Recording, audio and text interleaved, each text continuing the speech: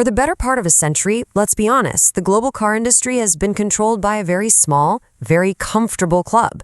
You know the names: Detroit, Germany, Japan. They were the gatekeepers. They decided what we drive, how much it costs, and they were pretty happy with that arrangement. And when you have no real competition, what happens?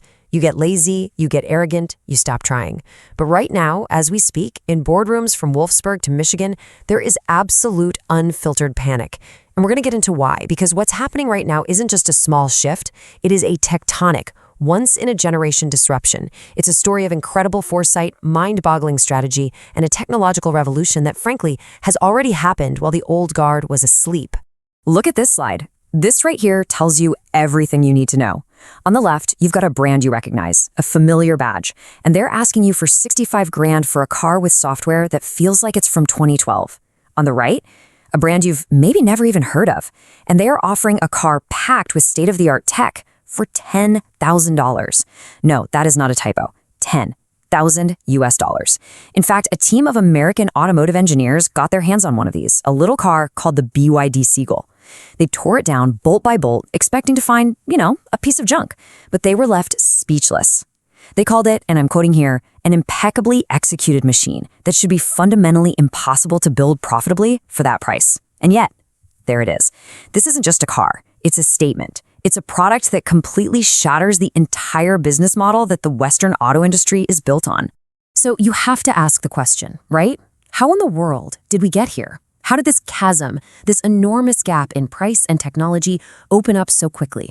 How did a trillion-dollar global industry, an industry filled with some of the smartest engineers on the planet, fall so catastrophically asleep at the wheel?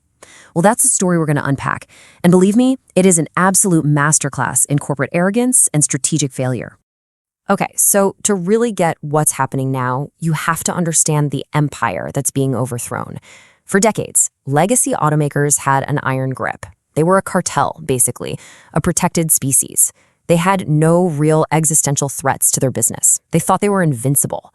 And that feeling of invincibility, it leads to a deep, profound corporate laziness that has now left them completely and utterly exposed. Think about it. In the last decade, these companies have been making record profits. And what did they do with that money? Did they pour it into next-generation battery research? Did they hire the best software developers in the world to build amazing in-car experiences? No. They spent hundreds of billions of dollars on stock buybacks. It's a financial trick. All it does is pump up the share price in the short term to make executives and shareholders richer. It adds zero value to the company or the products. At the same time, they systematically killed off every affordable car. Remember the Ford Focus, the Chevy Cruze, the Honda Fit? All gone. You know why? You can't make a 30% profit margin on a $20,000 car that a young family can actually afford. So instead, they engineered the market. They pushed us all into bloated $60,000 SUVs and $90,000 pickup trucks that most people don't even need. They assumed we had no other choice. They assumed their empires would last forever. They were wrong. Historically, spectacularly wrong. So while the West was busy counting its money and squeezing every last drop of profit from gas engines, China was playing a completely different game. And this wasn't some lucky break. This was a patient, brilliant, 20-year-long game of chess. They looked at the automotive world and knew, we can't beat Toyota or BMW at building gas engines. They've got a 100-year head start. So they decided not to play that game at all.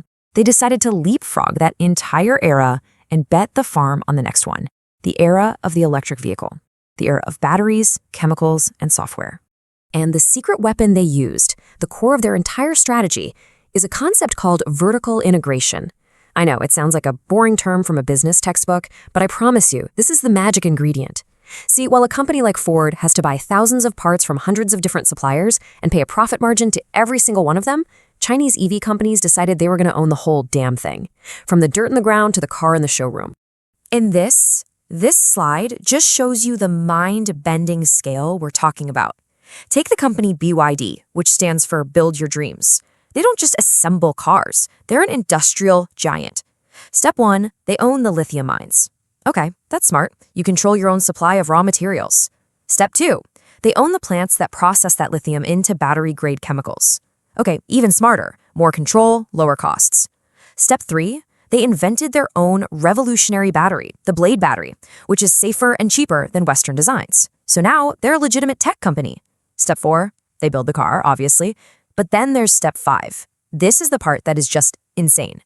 They started making so many cars to export that they literally ran out of ships to carry them. The entire global shipping network couldn't handle their volume. So what did BYD do? They started building their own giant ocean-faring, car-carrying cargo ships. Let that sink in for a second. They own the entire chain, from the mine, to the battery, to the car, all the way to the boat that carries it across the ocean. That is a level of industrial power the West just can't even comprehend anymore. So what does all of this actually mean? What are the real-world consequences of these two totally different strategies? Well, it means we get to the numbers. And the math here is it's brutal. It's devastating. It shows why the legacy automakers are in a position that I would argue is mathematically unwinnable. Let's start with the battery pack. It's the most expensive component in any electric car, period. It can be up to 40% of the total cost. Right now, on average, Western automakers are paying about $130 per kilowatt hour for their batteries, which they usually buy from outside suppliers. But thanks to that insane vertical integration we just talked about, Chinese giants like BYD have gotten their cost down to an unbelievable $50. 50. That's not a gap. That's a canyon. It's a chasm that might be impossible to cross. So let's put that in real-world terms. For a pretty standard, average-sized EV battery, that cost difference gives the Chinese automakers a $5,600 cost advantage. I'm going to say that again. Before a single piece of the car has even been built, before the factory lights are even turned on, they are already nearly $6,000 ahead. How can you possibly compete against that? You can't just make that up with a nicer logo or brand heritage. The numbers just don't work. It's game over. And if that cost disadvantage wasn't bad enough, the gap in speed makes it even worse. Western automakers are still stuck in this ancient glacial 5 to 7 year development cycle for a new car. It's a process just bogged down by endless meetings and bureaucracy. By the time their new EV finally makes it to the dealership, the technology inside it is already years out of date. The Chinese automakers, they operate like tech companies in Silicon Valley. They're launching new models, new software updates, new everything in 18 to 24 months. By the time Detroit manages to release one new EV, a company in Shenzhen has already launched 3 improved generations. The West is stagnating while they are iterating at lightning speed. And that speed brings us to the most important battleground in the modern car. For 100 years, cars were about engines, horsepower, torque, cylinders. That era is over. Today, a car is a computer on wheels, and the single most important part is the software that runs it. And this is where the failure of the legacy automakers is most obvious, and frankly, it's just embarrassing. If you've been in a new Volkswagen recently, you know this pain. The absolute misery of it. Volkswagen spent billions creating its own software division, Cariad, and it has been one of the biggest, most expensive corporate disasters in recent memory. The software is so bad, so broken, it has delayed the launch of key new models for years. They are a car company that woke up one day and discovered they have absolutely no idea how to write code. But the gold medal for corporate arrogance has to go to General Motors.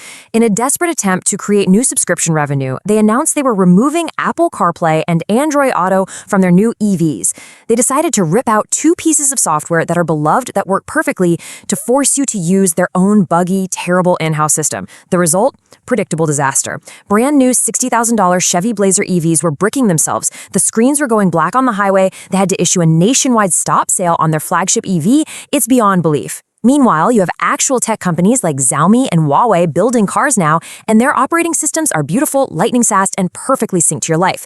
It is literally like comparing a brand new iPhone to a telephone from the 1980s. One is the future, and the other is a museum piece.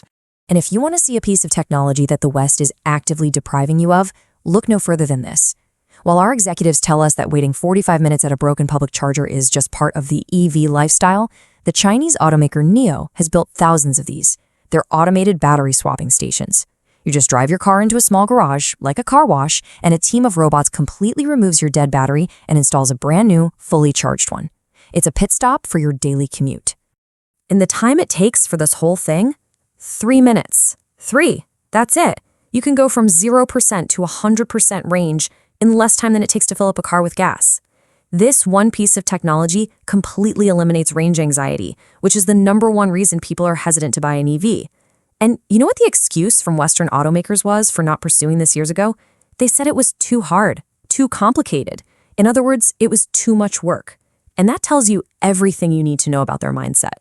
So what happens? What happens when a failing monopoly realizes it can't compete on price, it can't compete on tech, and it sure as hell can't compete on software? What does it do when it's been so thoroughly outplayed? It goes running to the government and begs for a bailout. And that bailout always comes disguised as protectionism. The United States has just slapped a 100% tariff on Chinese EVs. The European Union is getting ready to do the same. And they'll feed you lines about national security and protecting jobs. But let's call this what it is. It's a wall. It's a wall built to shield incompetent executives from the consequences of their own spectacular failures. They are using the power of the government to ban a superior, more affordable product from the market, just so they can keep selling you their overpriced, outdated SUVs on an 8-year loan. It's a tax on their failure, and you, the consumer, are the one who's paying it. All of this, the arrogance, the terrible strategy, the technology gap, and now the desperate cry for tariffs. It all brings us to one powerful, unavoidable conclusion. The global auto industry is having its Nokia moment. Some of you might remember this. For years, Nokia was untouchable. They sold billions of phones. They were an invincible empire. They were Detroit. But they got lazy. They completely failed to understand that the future of the phone wasn't about making calls. It was about software, apps, and the entire user experience. And then the iPhone showed up. And in the blink of an eye, Nokia wasn't just beaten, they became a historical footnote. That is exactly what is happening right now with cars. Legacy Auto is the Nokia brick phone. It still works, technically, but it's about to be made completely irrelevant because the smartphone has just arrived. So let's just end on this one final thought. The game has changed. The old guard isn't being overthrown by a better car company. They're being overthrown by a better tech company that happens to make cars.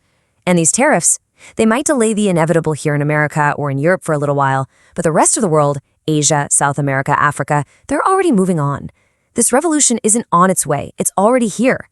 The iPhone has arrived, it has 4 wheels, and it is being built in Shenzhen, not Detroit.